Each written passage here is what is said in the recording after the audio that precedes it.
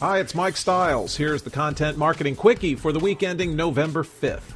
It might be good to know what kinds of devices people out there are using more or less of, since the user touch point is a critical part of figuring out content marketing distribution.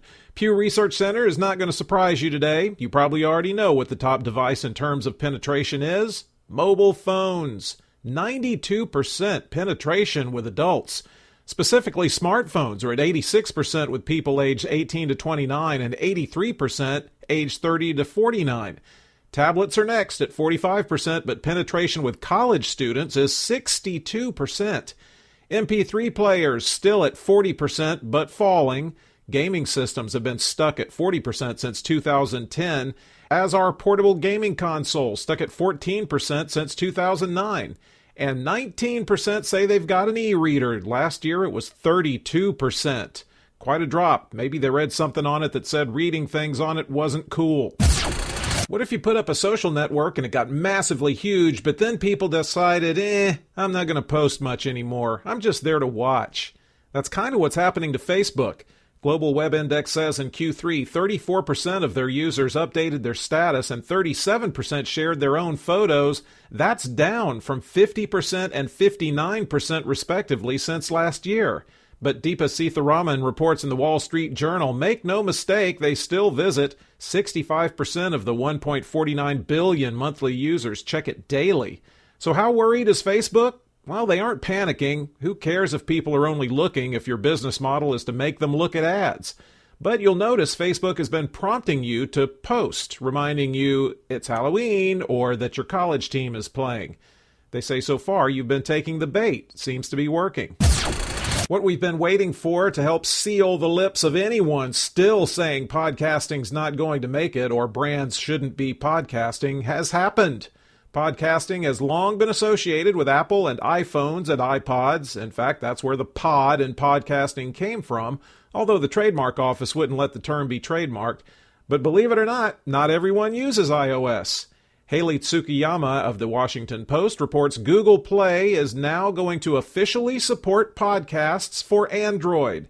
Of course, you could always listen on Android through podcast apps and services, but this marks Google buying in for reals. Top podcasters like The Nerdist, Slate, and How Stuff Works are on board. But what's really cool is Google will have a podcast recommendation engine, like Google Play Music suggests songs. This is huge for boosting podcast discovery. I told you about YouTube Red, where for $10 a month you can get rid of ads. But can you? Can you really? Zach Servideo of Fabric Media has that same question, although I bet he asked it less annoyingly. On the surface, it's a fair and good proposition. I hate ads. I'm willing to pay to just see the content I want and not ads. But now that the line between ads and content is blurring, am I really going to be able to have that choice? Red's going to offer premium content from famous makers like the Fine Brothers, Lily Singh, and Rooster Teeth, splitting subscription revenue with them. But they make their own brand deals, and native ads are embedded right there in the main content. So I'm paying a subscription to go ad-free, but oh, too bad, so sad, that doesn't include native ads. Surely that's not the proposition YouTube expects people to bite on, is it? Zach points out YouTube's kind of already given us a clue as to what their answer is. They've tried to push back against brand-sponsored videos in the past, wanting creators to make deals with Google's sales team instead. Good luck with all that.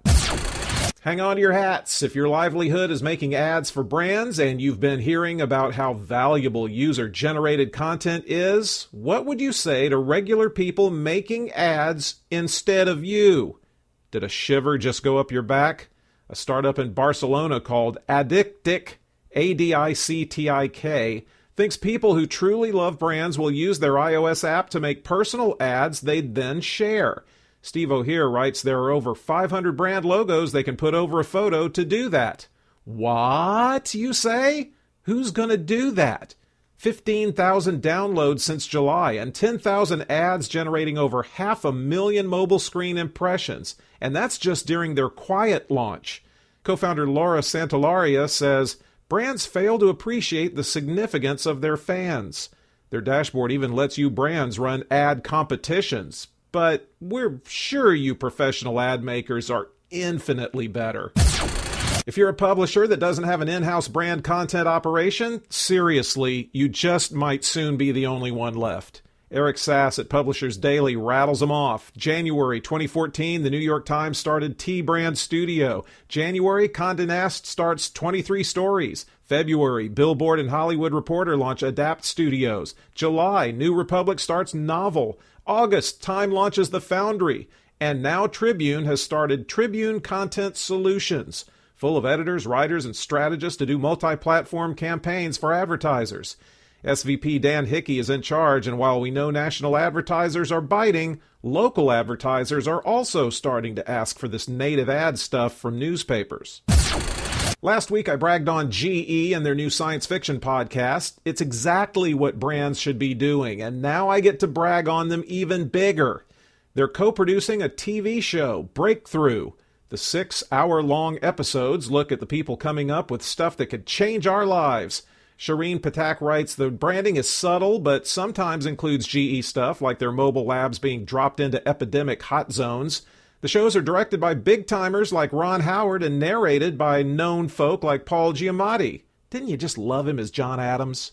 GE's Beth Comstock says, we've trained people to accept that branded content is inferior, and I don't like being defined like that. Whoa.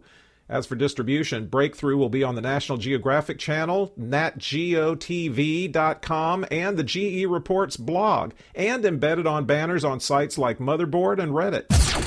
I don't know how you're doing at avoiding the 7 deadly sins. At least 2 of those are your business. But Business to Community's Andrea Freier lays out the 5 cardinal sins of content marketing for us.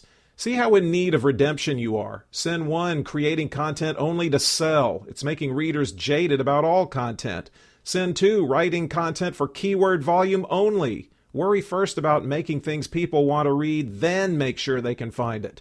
Sin 3, forgetting to be interesting. Do you not want to review your content again? Yeah, that means not even you like it that much. Sin 4, clickbait-driven content, a title that promises to answer a question, but the content doesn't. That's like the tops in Suck. Sin 5, rehashing the same article content. Andrea calls it regurgitated muck masquerading as fresh content. She sounds upset.